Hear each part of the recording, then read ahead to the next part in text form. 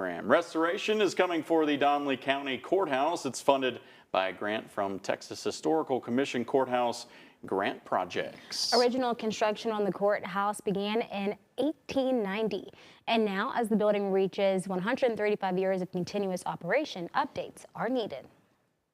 It's been called the Jewel of the Plains. We're very proud of it and doing what we can to preserve it for future generations. As a historical landmark, Donley County officials have worked to continuously maintain the courthouse.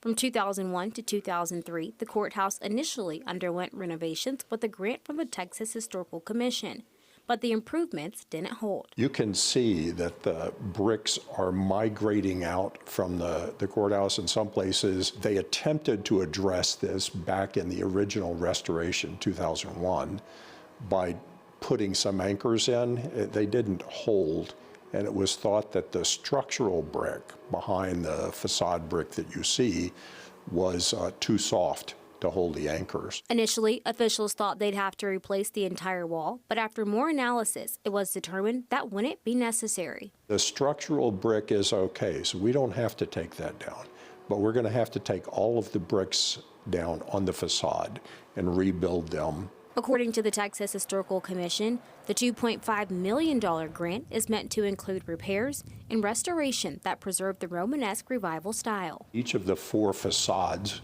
on the exterior of the courthouse is different. The way it was designed, it looks different from each of the 4 sides. These ceilings are 15 feet high. These pocket doors you can see are huge and impressive. Howard says the county received the grant last January, sharing that over 135 years, the commissioners and judges have been stewards of the building, trying to find money to restore the courthouse as needed, so it's there for years to come.